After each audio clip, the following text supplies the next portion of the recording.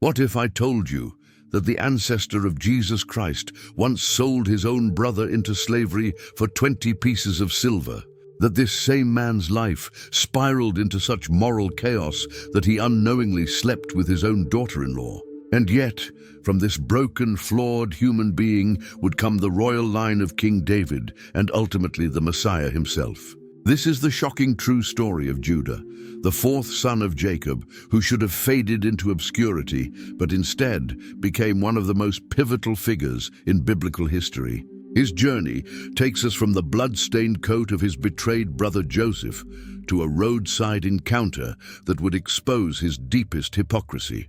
We'll witness a transformation so profound that this man, who once callously profited from his brother's suffering, would later offer to become a slave himself to protect another. Judah's story isn't sanitized or safe. It's raw, uncomfortable, and brutally honest. It reveals how God weaves redemption through our worst failures and darkest moments.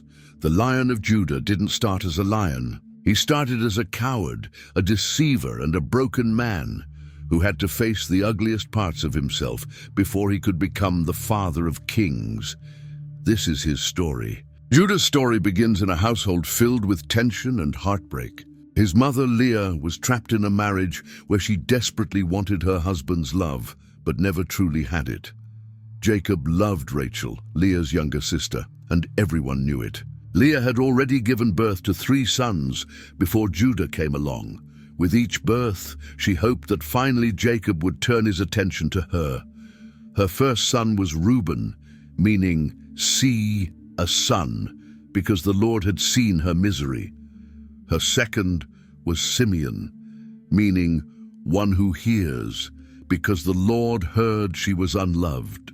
Her third was Levi, meaning attached, hoping her husband would become attached to her. But when Leah became pregnant for the 4th time, something shifted in her heart. She stopped looking to Jacob for validation. The book of Genesis, chapter 29, verse 35, tells us exactly what happened. She conceived again, and when she gave birth to a son, she said, "This time I will praise the Lord." So she named him Judah. That name, Judah, meant praise. After 3 sons, where Leah kept hoping Jacob would love her, she decided to stop looking to her husband for what only God could give. She chose to praise God regardless of her circumstances, and from that moment of worship, a child was born who would carry a legacy far beyond anything Leah could have imagined. Judah entered the world as the 4th son, not the firstborn who would normally receive the greatest inheritance. He wasn't special in terms of birth order. He was just another son in a growing family, born to a woman who had finally found peace in praising her God. Judah grew up watching his father's heart belong to someone else. Jacob made no secret of his favoritism, and it shaped everything in their household. The family structure was complicated and painful. Jacob had 2 wives who were sisters, Leah and Rachel, plus 2 concubines, Bilhah and Zilpah. All 4 women bore him children, creating a family of 12 sons and at least 1 daughter. As a young boy, Judah witnessed the constant tension between his mother and Rachel. He felt the weight of being born to the wrong woman. In their culture, being the son of the favored wife mattered enormously. It affected your status, your inheritance, your future, and Judah knew he was on the wrong side of that equation.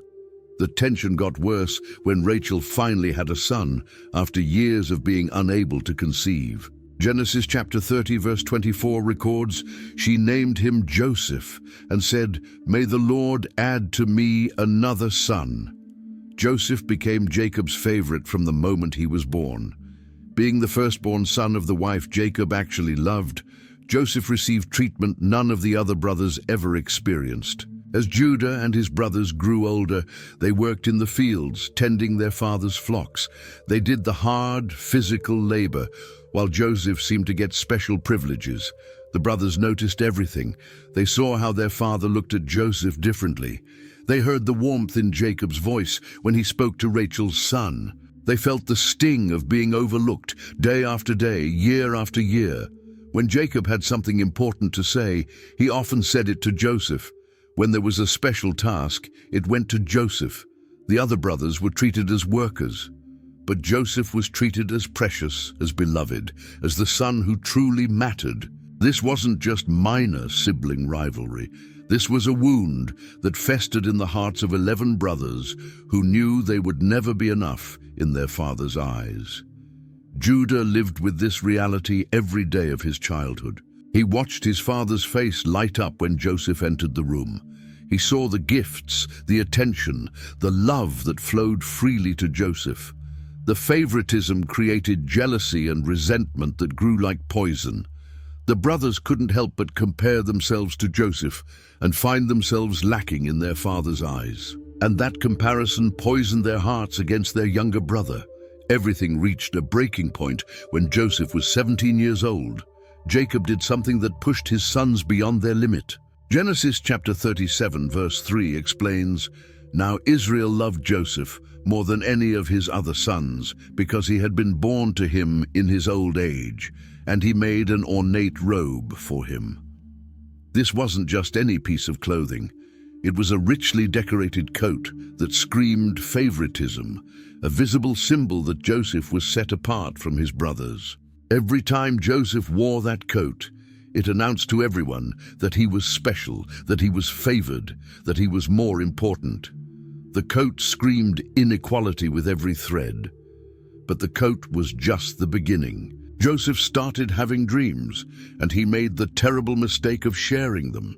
In Genesis chapter 37, verses 5 through 7, we read, "Joseph had a dream, and when he told it to his brothers, they hated him all the more. He said to them, 'Listen to this dream I had. We were binding sheaves of grain out in the field, when suddenly my sheaf rose and stood upright, while your sheaves gathered around mine and bowed down to it.'" Think about how that sounded to Judah and his brothers. They were already dealing with being second-class sons. They were already watching Joseph get special treatment, and now Joseph was telling them about dreams where they would bow down to him. The brothers' response was immediate. Verse 8 tells us, "His brothers said to him, 'Do you intend to reign over us? Will you actually rule us?'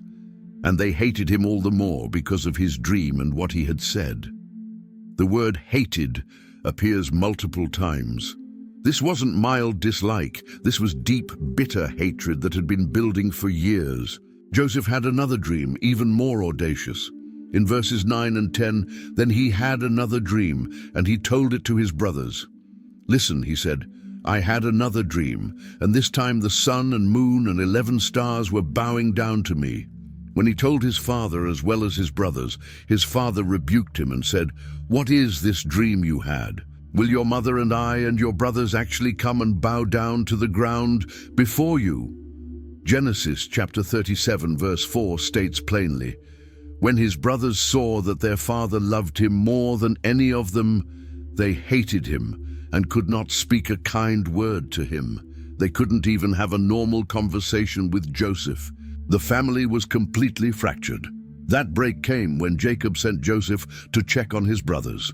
Verses 13 and 14 record, "Israel said to Joseph, 'As you know, your brothers are grazing the flocks near Shechem. Come, I'm going to send you to them.' 'Very well,' he replied. So he said to him, 'Go and see if all is well with your brothers and with the flocks, and bring word back to me.' Joseph traveled to find them, eventually tracking them to Dothan. He had no idea he was walking into a trap. Genesis chapter 37 verse 18 captures the danger, "But they saw him in the distance, and before he reached them, they plotted to kill him." The brothers spotted Joseph coming from far away, probably recognizing that ornate coat, and instead of feeling any brotherly affection, their first impulse was murder. They had time to see him approaching, time to talk, time to plan, and what they planned was to end his life. The brothers' plan was brutal. Genesis chapter 37 verses 19 and 20 record their words. "Here comes that dreamer," they said to each other. "Come now, let's kill him and throw him into one of these cisterns and say that a ferocious animal devoured him. Then we'll see what comes of his dreams." There was mockery when they called him that dreamer. But Reuben tried to save Joseph without revealing his true intentions. Verses 21 and 22. When Reuben heard this, he tried to rescue him from their hands. "Let's not take his life," he said. "Don't shed any blood. Throw him into this cistern here in the wilderness, but don't lay a hand on him." Reuben said this to rescue him from them and take him back to his father. The brothers agreed. When Joseph arrived, they grabbed him. Verse 23. So when Joseph came to his brothers, they stripped him of his robe, the ornate robe he was wearing, or they tore that hated coat off his body. Then verse 24, and they took him and threw him into the cistern. The cistern was empty. There was no water in it. Then something cold-hearted happened. Genesis chapter 37, verse 25. As they sat down to eat their meal, they looked up and saw a caravan of Ishmaelites coming from Gilead. Their camels were loaded with spices, balm and myrrh, and they were on their way to take them down to Egypt. Joseph was trapped in a pit, probably crying out. And his brothers sat down to eat, unmoved by his suffering. That's when Judah spoke up. Genesis chapter 37, verses 26 and 27 record his words. Judah said to his brothers, "What will we gain if we kill our brother and cover up his blood? Come, let's sell him to the Ishmaelites and not lay our hands on him. After all, he is our brother, our own flesh and blood." His brothers agreed. Judah wasn't trying to save Joseph out of compassion. Read his reasoning carefully. He asked, "What will we gain?" It was purely financial. Why waste an opportunity to make money? Why be guilty of murder when they could profit from their brother's misery? Judah found a middle ground between Reuben's mercy and the other's violence, but his solution was just as cruel. The transaction happened quickly. Genesis chapter 37, verse 28. So when the Midianite merchants came by, his brothers pulled Joseph up out of the cistern and sold him for 20 shekels of silver to the Ishmaelites, who took him to Egypt. 20 shekels was the standard price for a young slave. That's what they decided Joseph was worth. Imagine Joseph's terror as he was pulled from the pit. For a moment, he might have hoped his brothers had changed their minds. But then he saw money changing hands. He felt chains on his wrists. He understood that his own brothers were selling him like an animal. The Bible doesn't tell us what Joseph said, but years later his brothers would remember. Genesis chapter 42, verse 21 records their memory. They said to one another, "Surely we are being punished because of our brother. We saw how distressed he was when he pleaded with us for his life, but we would not listen. That's why this distress has come on us." Joseph had begged them. He had pleaded for mercy, and they ignored every word, every tear. Judah watched the caravan disappear toward Egypt with Joseph in chains. He had his share of silver as his reward. It seemed like a clean solution. No blood on their hands, no body to hide, and Joseph gone forever. But what Judah didn't know was that this moment would haunt him for decades. 1.6. The deception of Jacob. With Joseph gone, the brothers faced a new problem. How would they explain his disappearance? They needed a believable story and physical evidence.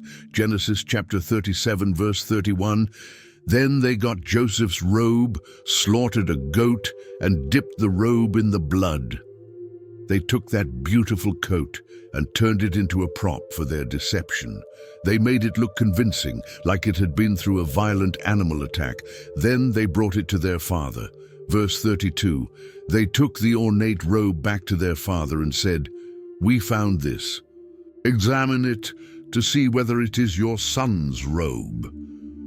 Notice the careful wording. They didn't directly lie. They presented evidence and let Jacob draw his own conclusion. They called Joseph your son rather than our brother, distancing themselves even in their words. Jacob recognized it immediately. Verse 33, he recognized it and said, "It is my son's robe. Some ferocious animal has devoured him. Joseph has surely been torn to pieces." Their plan worked perfectly. Jacob believed exactly what they wanted him to believe. The brothers stood there watching their father's world collapse. They saw his face change. They heard the pain in his voice. and they said nothing to correct his assumption. Judah was part of this deception. He watched his father's heart break and said nothing. Jacob's grief was overwhelming. Genesis chapter 37, verses 34 and 35. Then Jacob tore his clothes, put on sackcloth, and mourned for his son many days. All his sons and daughters came to comfort him, but he refused to be comforted. "No," he said, "I will continue to mourn until I join my son in the grave." So his father wept for him. Jacob's grief went beyond normal mourning. He refused all comfort. He declared he would never stop grieving, that he would mourn until he died. This wasn't temporary sadness. This was a wound that would never heal. Think about that scene, the guilty sons approaching their father, offering comfort. Judah and his brothers speaking soothing words about a tragedy they had caused. It was twisted, the deceivers comforting the deceived. Joseph had been more than just a son to Jacob. He was Rachel's firstborn, representing Jacob's connection to his beloved wife who had died. Losing Joseph felt like losing Rachel again. The household became divided by a lie.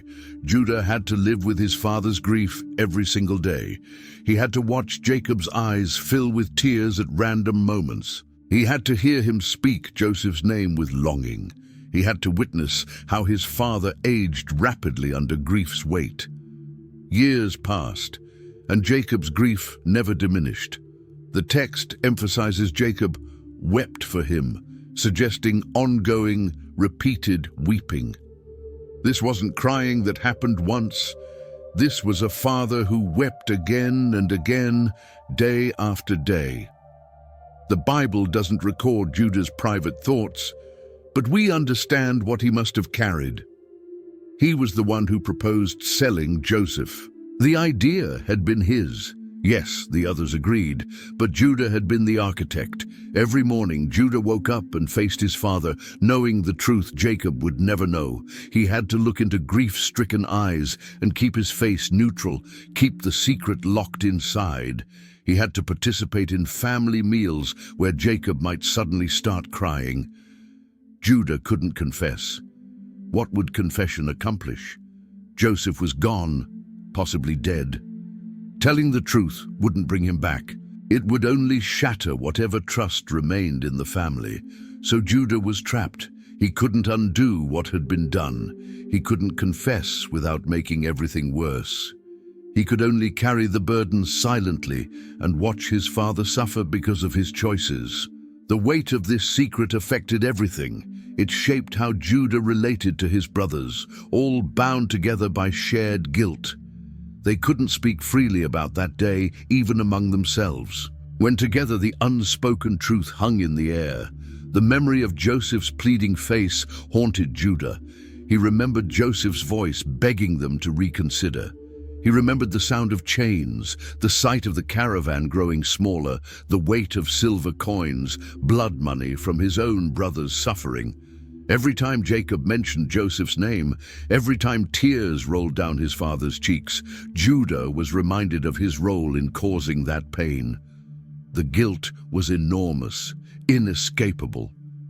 Judah had thought selling Joseph would solve their problem. It would remove the favored brother, end the dreams, silence the reminder that they weren't enough.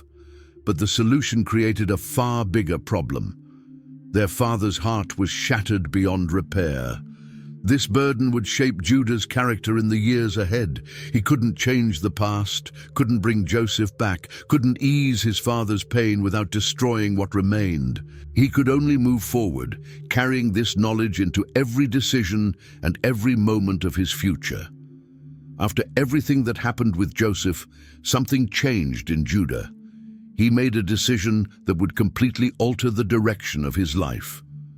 Genesis chapter 38 verse 1 tells us what happened. At that time, Judah left his brothers and went down to stay with a man of Adullam named Hirah. The phrase "at that time" connects directly to the events we just saw, the selling of Joseph and the deception of Jacob.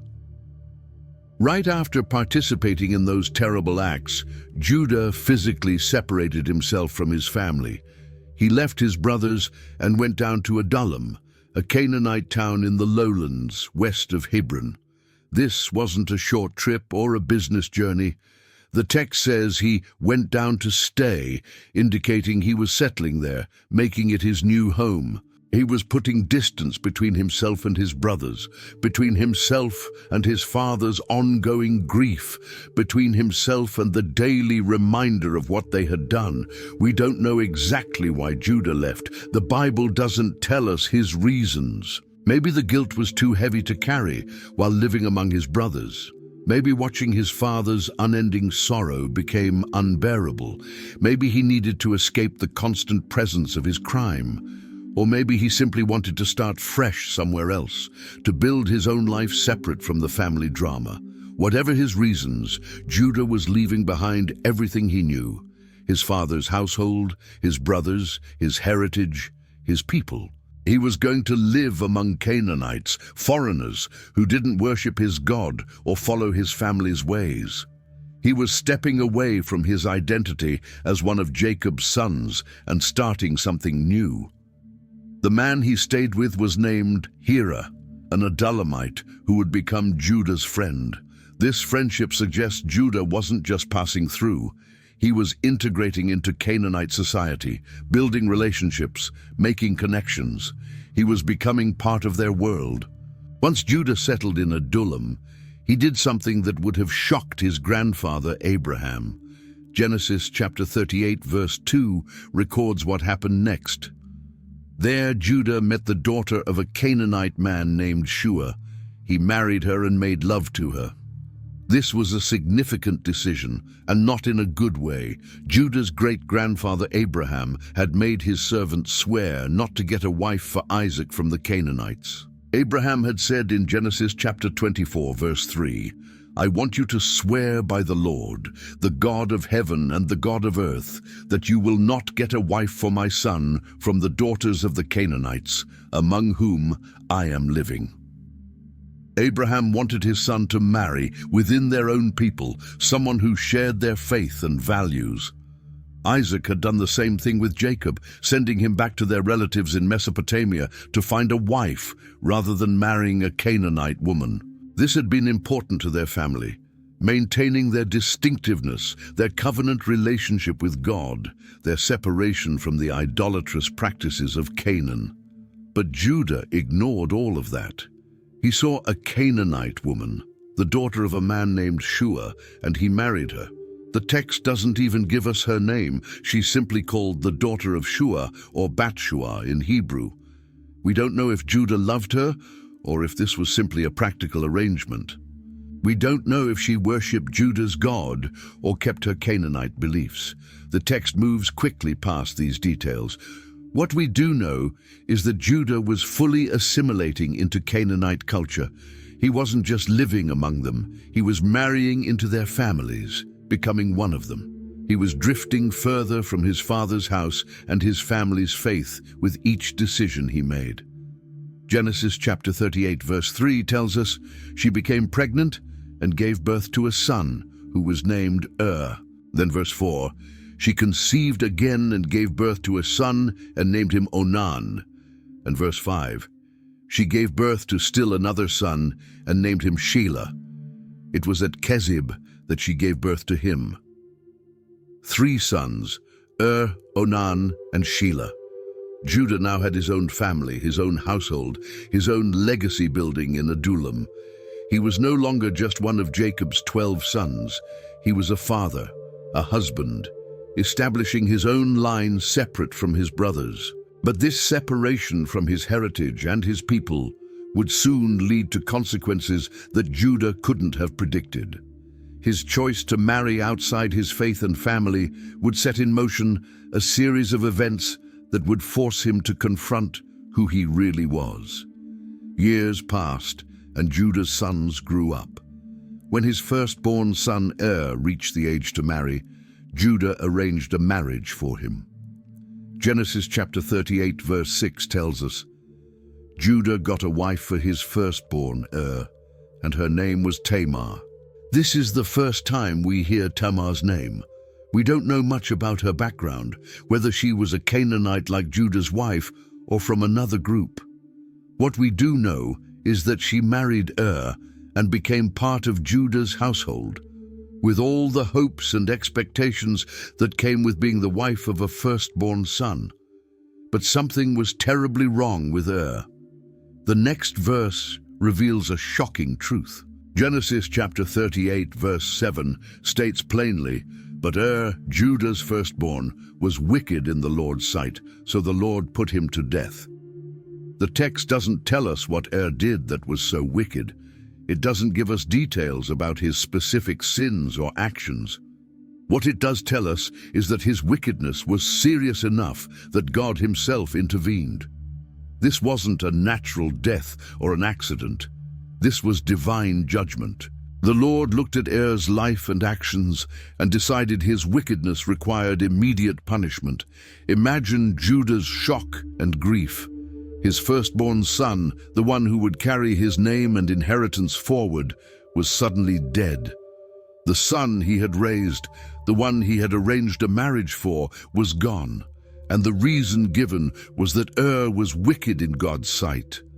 This left Tamar in a terrible position. She was a widow with no children. In their culture, a woman's security and status came through her husband and sons. Without either, she was vulnerable and had no future. She couldn't inherit her husband's property. She couldn't support herself. She was dependent on her father-in-law's family for survival. But there was a custom that could help her. It was called levirate marriage, a practice where if a man died without children, his brother was supposed to marry the widow and father a child who would be considered the dead brother's heir. This kept the family line going and protected the widow. Judah knew this custom, and he had another son. Following the custom of their people, Judah told his second son Onan to fulfill his duty to his dead brother's widow. Genesis chapter 38 verse 8 records Judah's instruction. Then Judah said to Onan, "Sleep with your brother's wife and fulfill your duty to her as a brother-in-law to raise up offspring for your brother." This was Onan's responsibility as the next brother in line. He was supposed to marry Tamar and give her children who would be counted as descendants, ensuring that name and inheritance wouldn't disappear. It was about family obligation, about protecting the widow, about preserving the dead brother's legacy. Onan agreed to the arrangement. He married Tamar and lived with her as husband and wife. But Genesis chapter 38 verse 9 reveals what Onan did in secret. But Onan knew that the child would not be his, so whenever he slept with his brother's wife, he spilled his semen on the ground to keep from providing offspring for his brother. Think about how calculated and selfish this was. Onan understood the situation perfectly. He knew that any child born to Tamar would be considered heir, not his. That child would receive portion of the inheritance as the firstborn, while Onan would receive less. So, Onan came up with a plan. He would go through the motions of fulfilling his duty. He would enjoy the physical benefits of having Tamar as his wife, but he would deliberately prevent her from getting pregnant. Every time they were together, Onan made sure there would be no child. He was using Tamar for his own pleasure while denying her what she was legally and morally owed. He was pretending to fulfill his obligation while actively sabotaging it. He was lying to everyone, to his father, to Tamar, to his family, while pursuing his own selfish interests. Genesis chapter 38 verse 10 tells us God's response. What he did was wicked in the Lord's sight. So the Lord put him to death also. God saw through Onan's deception. The Lord recognized the wickedness of using Tamar while denying her justice. Onan's actions weren't just about refusing to father a child. They were about selfishness, greed, and the cruel exploitation of a vulnerable woman. And just like with God's judgment was swift and final. Now Judah had lost two sons. Both had died after being with Tamar. Both deaths were described as divine judgment for wickedness. And Tamar was still a childless widow, still waiting for the justice and security she had been promised. Judah was now in a difficult position. He had one son left, Shelah, his youngest. According to the custom, Shelah should be the next one to marry Tamar and give her the children she was owed. But Judah was afraid. 2 of his sons had died after marrying this woman. What if Shelah died too? Genesis chapter 38 verse 11 tells us what Judah decided. Judah then said to his daughter-in-law, Tamar, "Live as a widow in your father's house until my son Shelah grows up." For he thought, he may die too, just like his brothers. So Tamar went to live in her father's house. On the surface, Judah's response seemed reasonable. Shelah was still young, not ready for marriage yet. Judah told Tamar to wait in her father's house until Shelah grew up, and then they would fulfill the obligation. It sounded like a fair request, just give it some time. But the text reveals Judah's true thoughts, for he thought he may die too, just like his brothers. Judah was afraid that Tamar was somehow cursed or dangerous.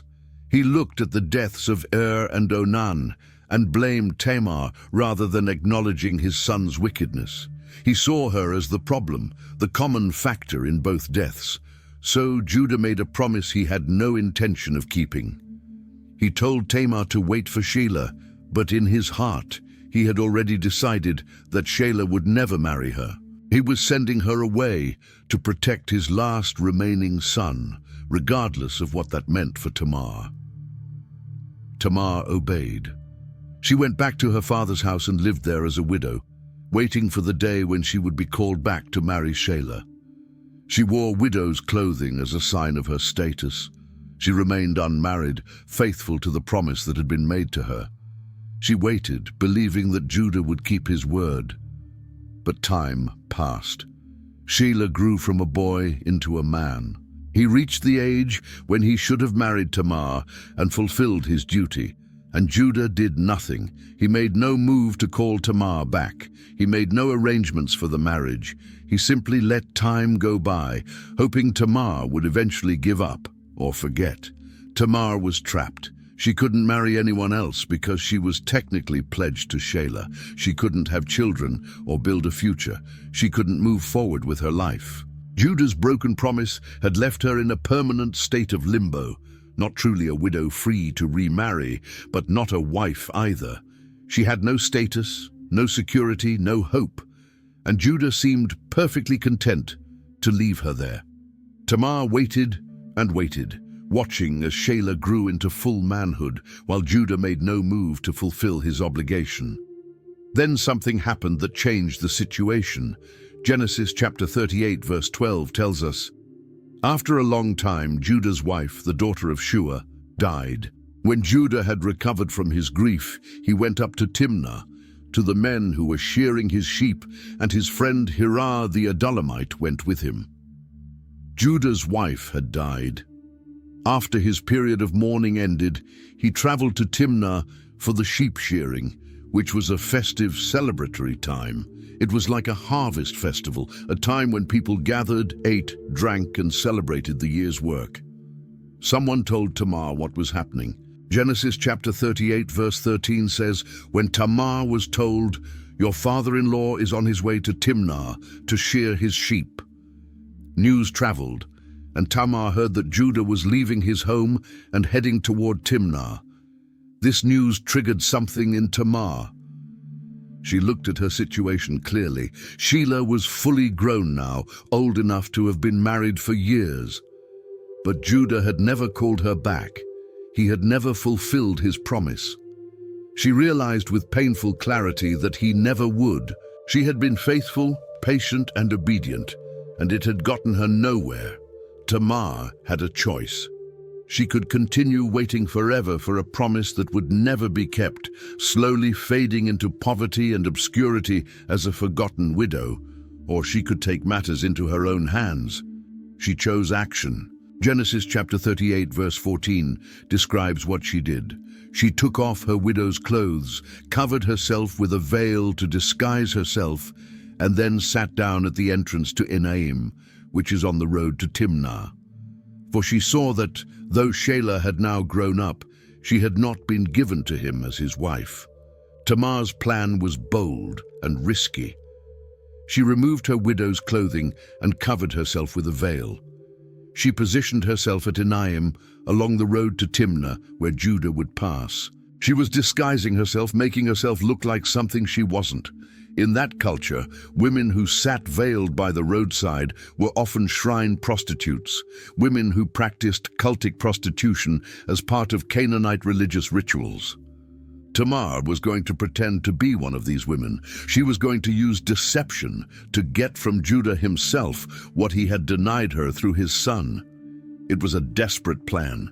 If it failed, she could be punished severely. If she was discovered, she could be killed. But Tamar had calculated the risks and decided they were worth it. She had been denied justice through legal means. Judah had broken his promise and left her with no future. So she would use the only power she had left, deception, to claim what was rightfully hers. Judah traveled along the road to Timnah, probably talking with his friend Hira, enjoying the journey. Then he saw a woman sitting by the roadside, her face covered with a veil. Genesis chapter 38 verse 15 tells us, when Judah saw her, he thought she was a prostitute, for she had covered her face. Judah made an assumption based on her appearance and position. He saw a veiled woman by the road and concluded she was selling herself. And instead of passing by, instead of continuing to Timnah, Judah made a decision. Genesis chapter 38 verse 16 describes what happened. Not realizing that she was his daughter-in-law, he went over to her by the roadside and said, "Come now, let me sleep with you." "And what will you give me to sleep with you?" she asked. Judah propositioned her directly. He offered to pay for her services, and Tamar, still disguised, asked the obvious question: what would he pay? She was negotiating, playing the role perfectly, keeping her voice disguised so he wouldn't recognize her. Judah responded in verse 17, "I'll send you a young goat from my flock," he said. "Will you give me something as a pledge until you send it?" she asked. Judah didn't have payment with him, so he promised to send a young goat later. This was a significant payment, showing Judah was willing to pay well for this encounter. But Tamar wasn't satisfied with just a promise. She wanted security, a guarantee that the payment would come. She asked for a pledge, collateral he would leave with her until the goat arrived. Judah asked the natural question in verse 18. He said, "What pledge should I give you?" "Your seal and its cord, and the staff in your hand," she answered.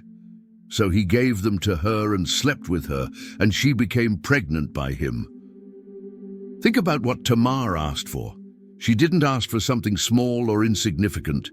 She asked for his seal and its cord and his staff. In their culture, these items were personal identifiers, like a signature or ID card.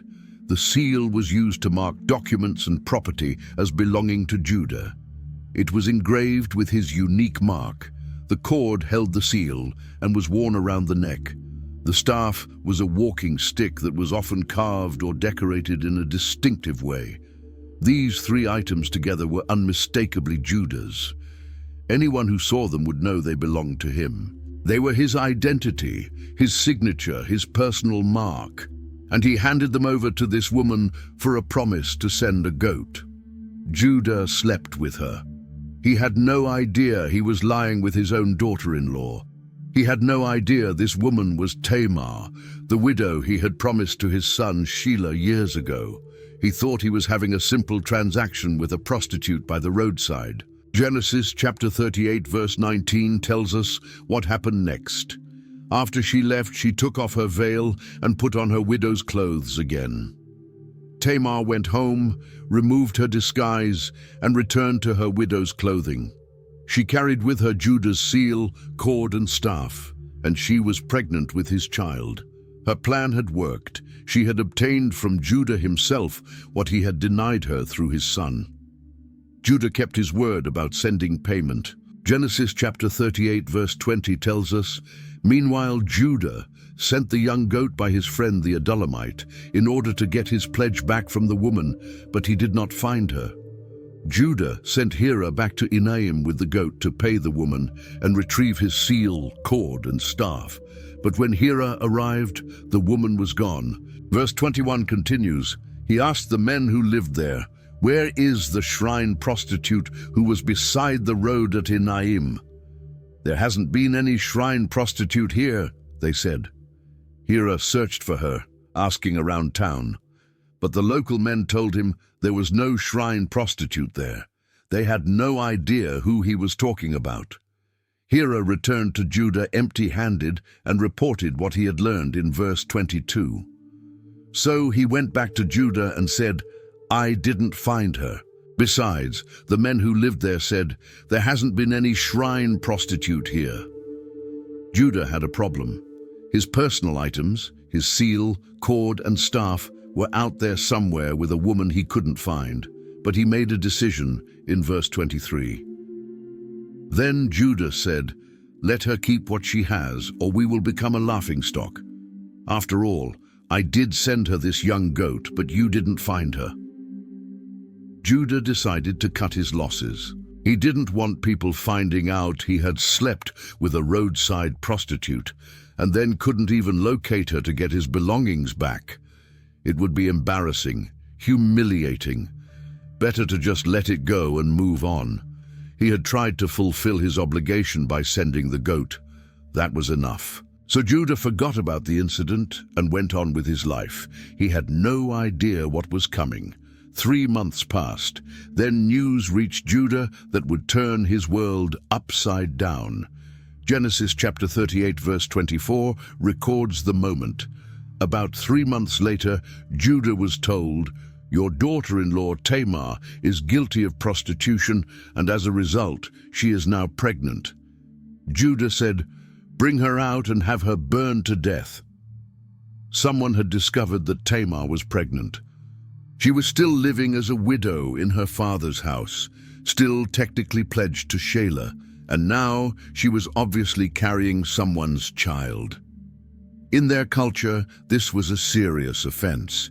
She was betrothed to Shelah, so being pregnant by another man was considered adultery.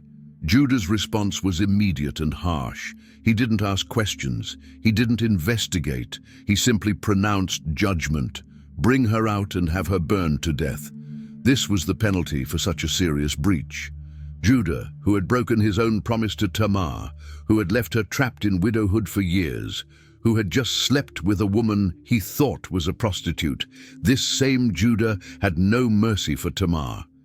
He was ready to execute her for the very type of behavior he had just engaged in himself. The hypocrisy was stunning. Judah could sleep with a prostitute and think nothing of it, but Tamar getting pregnant deserved death. Judah had failed in his obligations to her, but she was the one who should die? But then something happened that changed everything. Genesis chapter 38 verse 25 describes the moment. As she was being brought out, she sent a message to her father-in-law. "I am pregnant by the man who owns these," she said. And she added, "See if you recognize whose seal and cord and staff these are." Tamar was being led out to her execution, but she had planned for this moment.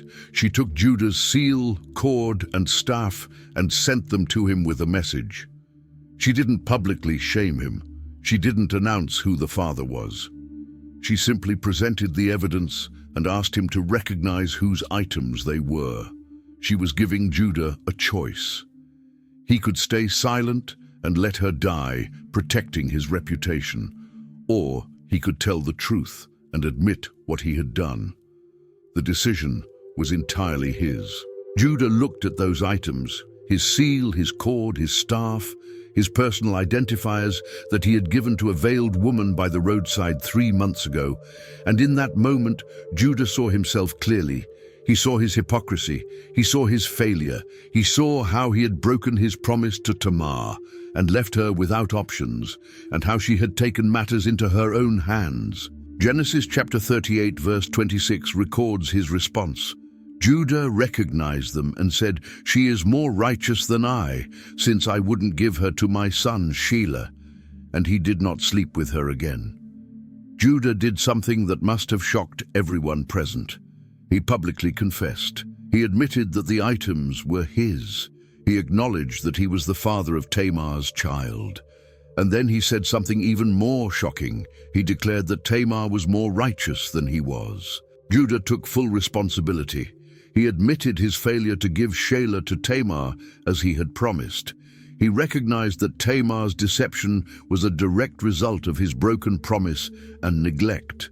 He saw that she had been fighting for justice that he had denied her, and instead of making excuses or trying to minimize his guilt, he simply told the truth.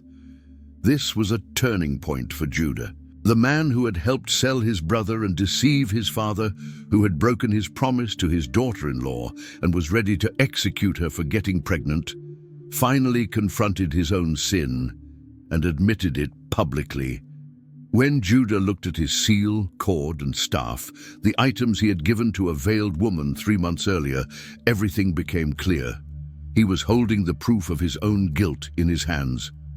The woman he had ordered to be burned to death was pregnant with his child, not someone else's, and she was the same daughter-in-law he had failed and abandoned for years.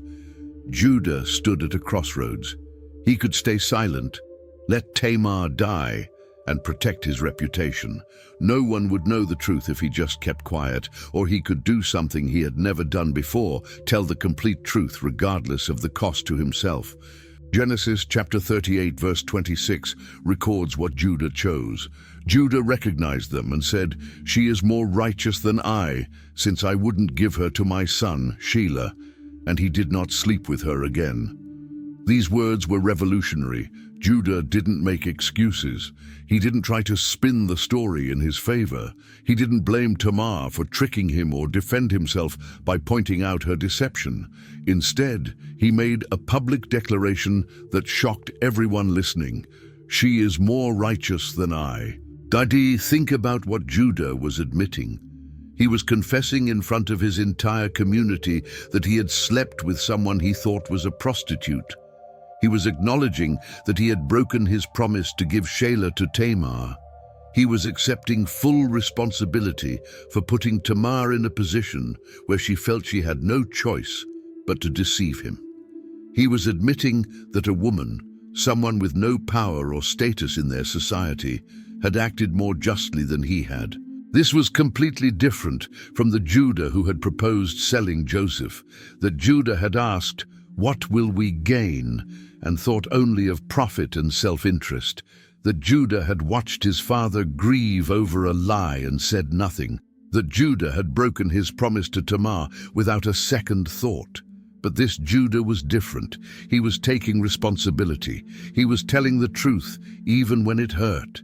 He was choosing integrity over self-protection. The confession didn't undo his failures, but it showed that something had changed deep inside him.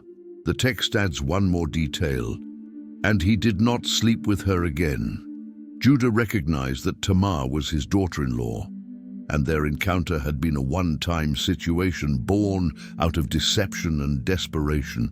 He didn't try to continue a relationship with her or treat her as a wife. He respected the boundaries of what had happened and took care of her as family, as someone under his protection and responsibility.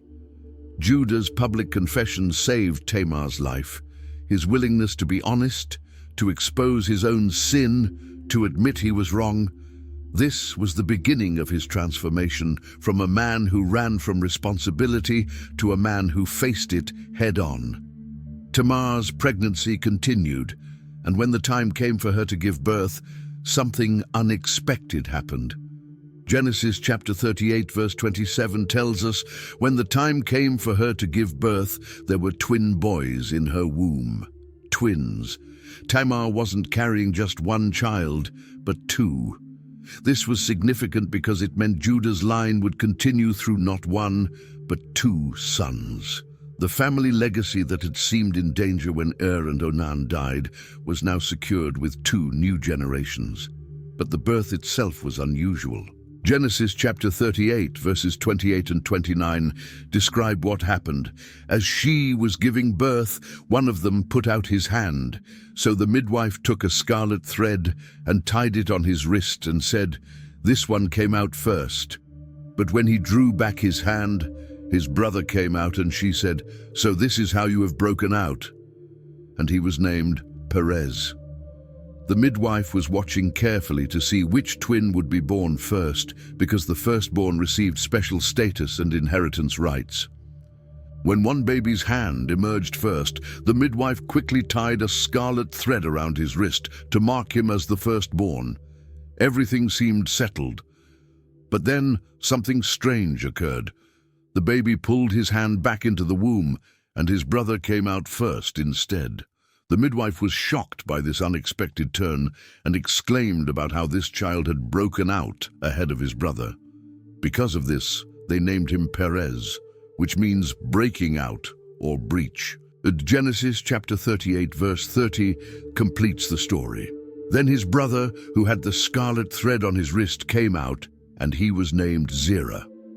The second twin, the one who had put his hand out first, was finally born and named Zerah, which means scarlet or brightness, likely referring to the scarlet thread tied on his wrist. This birth story carried meaning beyond just the unusual circumstances.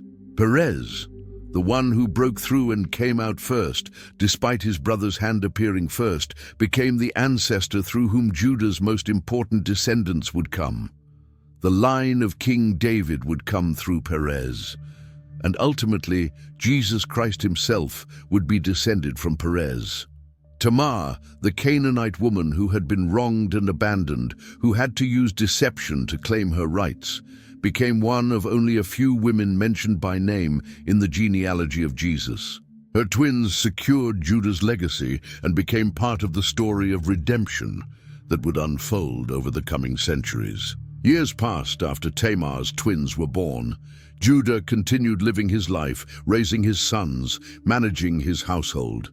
Meanwhile, back in his father Jacob's camp, the family dynamics were shifting.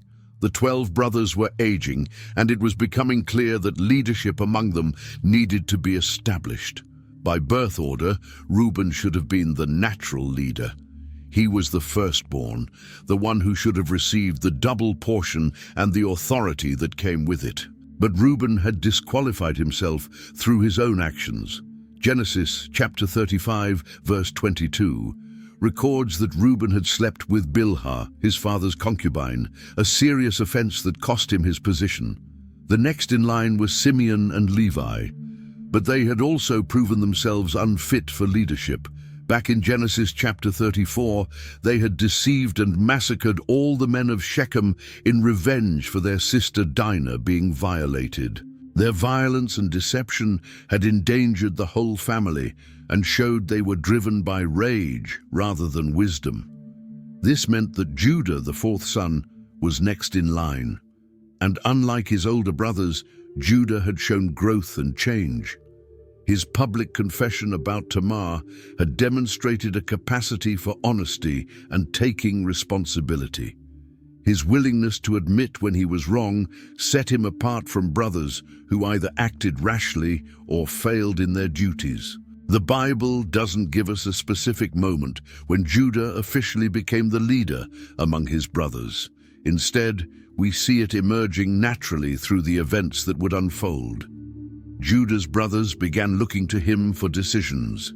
When difficult situations arose, they turned to Judah. His voice carried weight that the older brothers' voices had lost. Judah was developing into someone his brothers could trust. The man who had once been driven by self-interest and profit was becoming someone who thought about family, about duty, about doing what was right even when it was hard. His transformation wasn't instant or dramatic.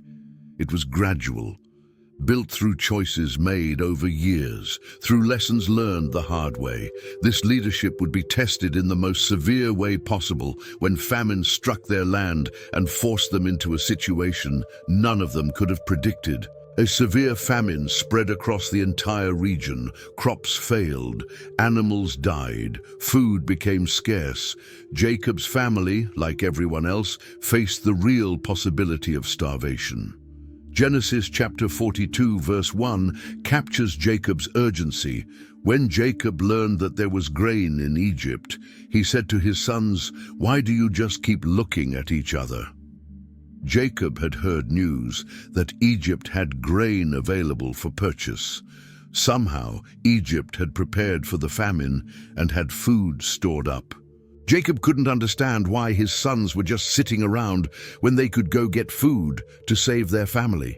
Verse 2 continues, he continued, "I have heard that there is grain in Egypt. Go down there and buy some for us, so that we may live and not die." This wasn't optional. This was survival. The family needed food, and Egypt was their only option. So 10 of Joseph's brothers prepared to make the journey. Genesis chapter 42 verse 3 tells us, "Then 10 of Joseph's brothers went down to buy grain from Egypt." Notice it says 10 brothers, not all 12. Verse 4 explains why. But Jacob did not send Benjamin, Joseph's brother, with the others because he was afraid that harm might come to him.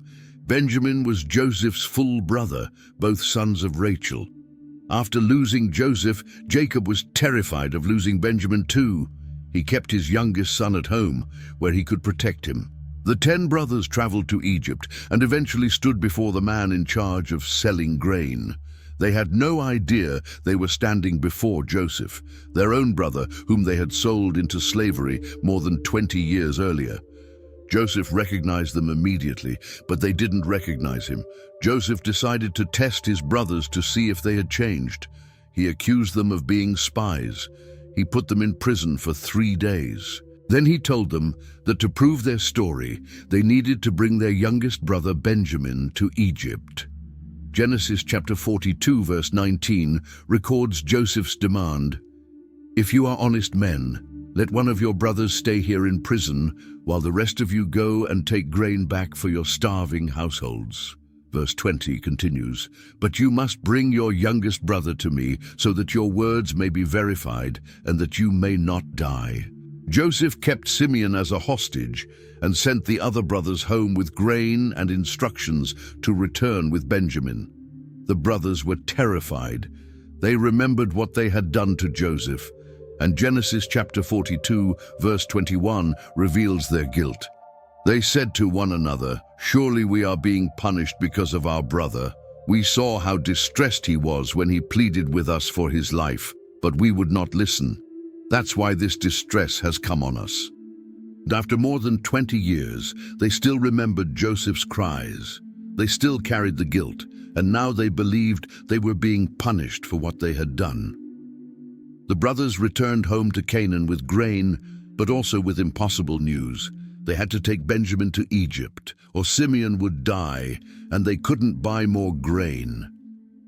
Jacob's response in verse 36 was absolute refusal. Their father Jacob said to them, "You have deprived me of my children. Joseph is no more, and Simeon is no more. And now you want to take Benjamin. Everything is against me." Jacob refused to send Benjamin. Reuben tried to convince him by offering his own 2 sons as collateral in verse 37, but Jacob wouldn't budge. The grain they had brought would eventually run out, and then they would face an impossible choice: starve or send Benjamin to Egypt. Time passed, and the grain the brothers had brought from Egypt began running low.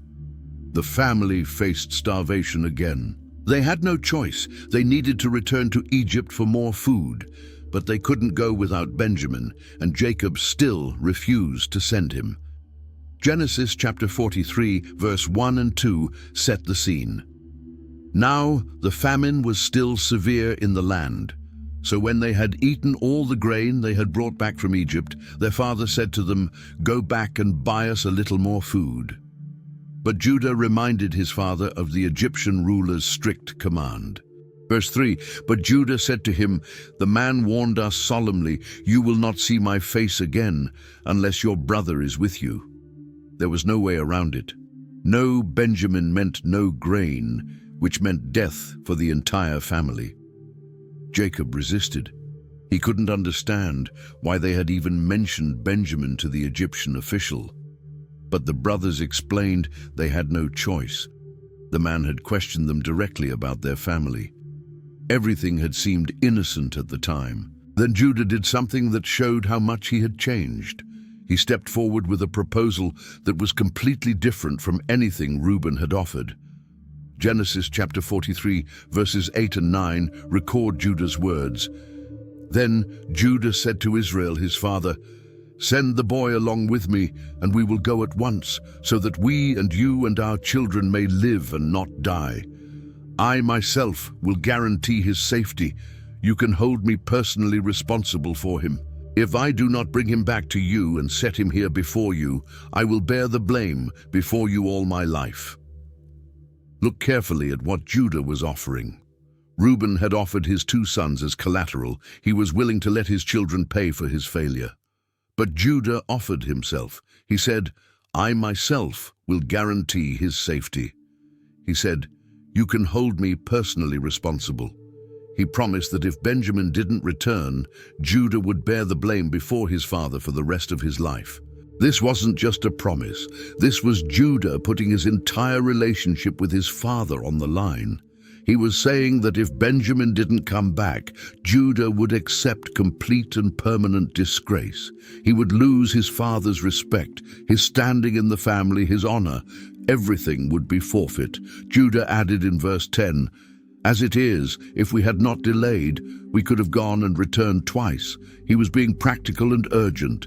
Every day they waited was a day closer to starvation. They needed to act now. Jacob finally agreed to Judah's proposal.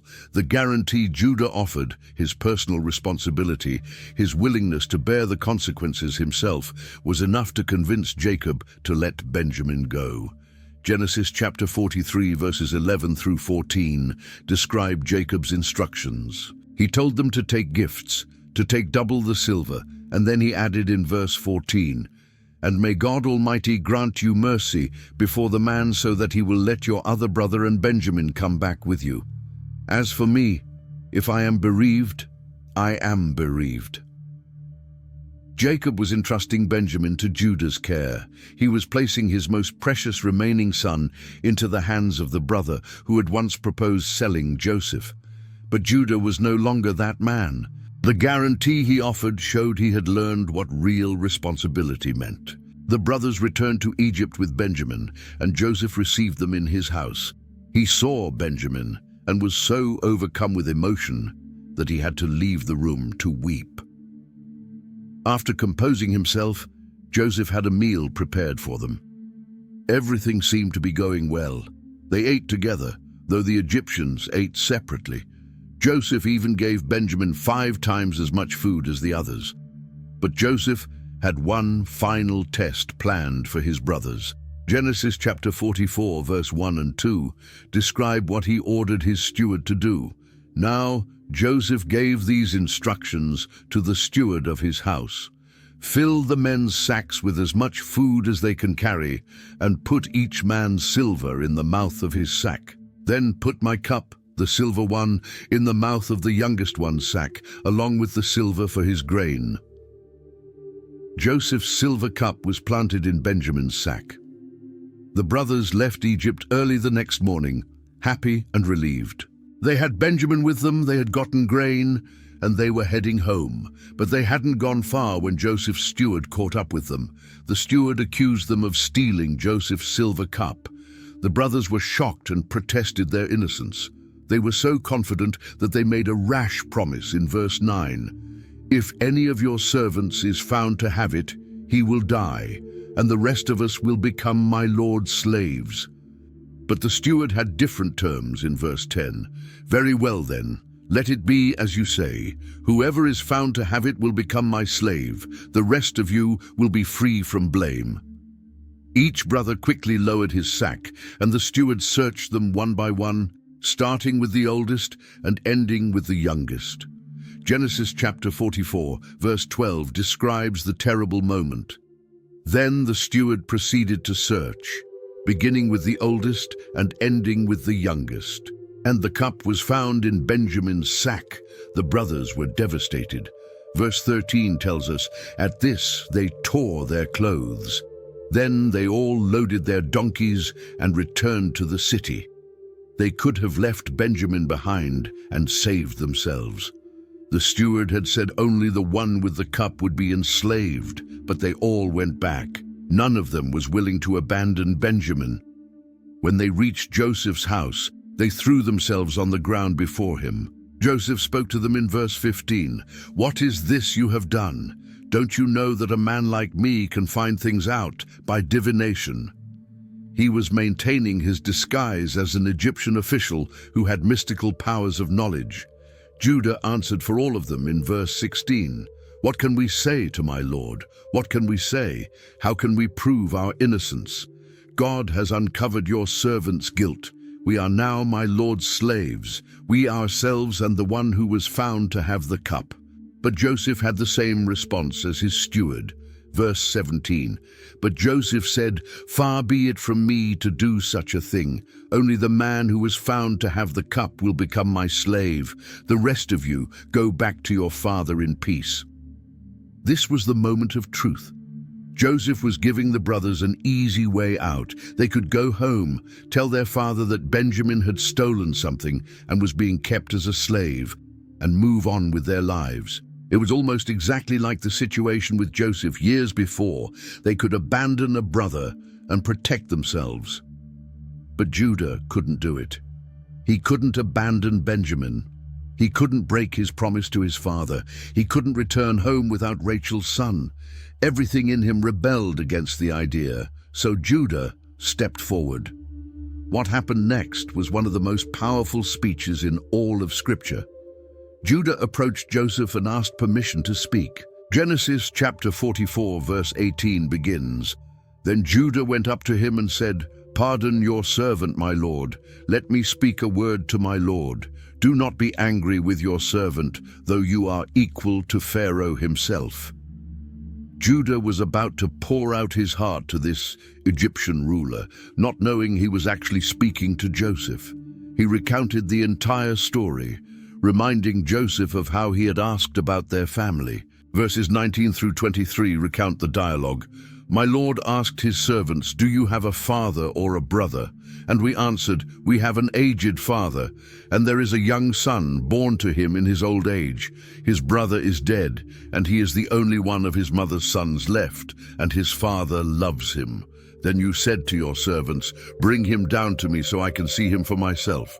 And we said to my lord, The boy cannot leave his father. If he leaves him, his father will die. But you told your servants, Unless your youngest brother comes down with you, you will not see my face again." Judah continued explaining what happened when they returned home in verses 24 through 29. "When we went back to your servant, my father, we told him what my lord had said. Then our father said, Go back and buy a little more food. But we said, We cannot go down. Only if our youngest brother is with us will we go. We cannot see the man's face unless our youngest brother is with us. Your servant, my father, said to us, You know that my wife bore me 2 sons. One of them went away from me, and I said, He has surely been torn to pieces. And I have not seen him since. If you take this one from me too, and harm comes to him, you will bring my grey head down to the grave in misery." Then Judah described his father's current situation in verses 30 and 31. "So now, if the boy is not with us when I go back to your servant my father, and if my father, whose life is closely bound up with the boy's life, sees that the boy isn't there, he will die. Your servants will bring the grey head of our father down to the grave in sorrow." Think about what Judah was doing. He was making Joseph understand exactly what losing Benjamin would mean to Jacob. He was explaining that Jacob had already lost 1 son of Rachel, that Benjamin was all Jacob had left, that Jacob's very life was tied to Benjamin's safety. Judah was helping Joseph see their father's heart, his pain, his desperate love for this youngest son. Then Judah came to the point that changed everything. Genesis chapter 44, verses 32 through 34, contain his final plea. Your servant guaranteed the boy's safety to my father. I said, if I do not bring him back to you, I will bear the blame before you, my father, all my life. Now then, please, let your servant remain here as my lord's slave in place of the boy, and let the boy return with his brothers. How can I go back to my father if the boy is not with me? No, do not let me see the misery that would come on my father. Judah was offering to take Benjamin's place as a slave. He was volunteering to give up his freedom, his family, his future, everything, so that Benjamin could go home to their father. He would rather spend the rest of his life in slavery in Egypt than see his father's heart break again. This was the complete opposite of who Judah had been. The old Judah had sold Joseph to avoid responsibility and make a profit. He had asked, "What will we gain?" and thought only of himself. But this Judah was willing to lose everything to protect his brother and spare his father pain. He was offering himself as a substitute, taking the punishment that Benjamin was facing, sacrificing his own life for someone else. Judah's plea revealed that he understood his father's grief in a way he never had before. He knew what it had done to Jacob to lose Joseph. He had lived with that grief for over 20 years. He had watched it destroy his father, and he was saying he wouldn't let it happen again. He would do anything, pay any price, to prevent his father from experiencing that pain once more. Judah's speech broke Joseph. He couldn't maintain his disguise any longer. He sent all the Egyptians out of the room and revealed his identity to his brothers. The reunion was emotional and overwhelming. Joseph forgave his brothers and explained how God had used even their evil actions for good to save many lives through the famine. The family was eventually reunited. Jacob came to Egypt with all his household and was reunited with Joseph, the son he thought was dead. They settled in Egypt in the region of Goshen, where they prospered and grew. Years passed, and Jacob grew old. He knew his death was approaching, so he called his sons to him to bless them and tell them what would happen to their descendants. This wasn't just a father's goodbye. This was prophecy, speaking under God's inspiration about the future of each tribe. When Jacob came to Judah, he spoke words that would echo through all of history. Genesis chapter 49, verses 8 through 12, contain Jacob's blessing. Judah, your brothers will praise you. Your hand will be on the neck of your enemies. Your father's sons will bow down to you. You are a lion's cub, Judah. You return from the prey, my son. Like a lion he crouches and lies down, like a lioness who dares to rouse him. The scepter will not depart from Judah, nor the ruler's staff from between his feet, until he to whom it belongs shall come, and the obedience of the nations shall be his. He will tether his donkey to a vine, his colt to the choicest branch. He will wash his garments in wine, his robes in the blood of grapes. His eyes will be darker than wine, his teeth whiter than milk. Look at what Jacob prophesied. He said Judah's brothers would praise him, the very meaning of Judah's name. He said Judah would be like a lion, powerful and respected. But most importantly, he said, the scepter will not depart from Judah, nor the ruler's staff from between his feet. A scepter was the symbol of kingship. Jacob was prophesying that kings would come from Judah's line. The leadership that Judah had grown into among his brothers would become permanent and royal in his descendants. The tribe of Judah would produce the rulers of Israel. This prophecy was fulfilled generations later, when David, from the tribe of Judah, became king of Israel. 2 Samuel chapter 7 records God's promise to David that his throne would be established forever, that his descendants would rule perpetually. Every king of Judah after David came from this line. But Jacob's prophecy went even further. He said the scepter would remain with Judah until he to whom it belongs shall come, and the obedience of the nations shall be his. This was pointing to a future ruler who would not just reign over Israel, but would have the obedience of all nations. This was a messianic prophecy, pointing forward to Jesus Christ. Matthew chapter 1 begins with these words in verse 1. This is the genealogy of Jesus the Messiah, the son of David, the son of Abraham. The genealogy that follows traces Jesus' line back through David, through the kings of Judah, through Perez, Judah's son, through Tamar, all the way to Judah himself. Revelation chapter 5 verse 5 calls Jesus the Lion of the tribe of Judah, the root of David. The image of Judah as a lion that Jacob spoke in his blessing became one of the titles of the Messiah. Jesus is called the Lion of Judah, the ultimate fulfillment of everything Jacob prophesied about his son. Think about the journey Judah took. He started as a man who sold his brother for profit and lived with the guilt of breaking his father's heart. He made mistakes with Tamar, breaking promises and acting unjustly. But through his failures, through Tamar's courage in confronting him, through the years of carrying his guilt, Judah changed. He learned to take responsibility. He learned to tell the truth, even when it cost him. He learned to put others before himself. He learned what real love and sacrifice meant. And when the moment came to prove whether he had truly changed, Judah offered himself as a slave to save his brother and protect his father from grief.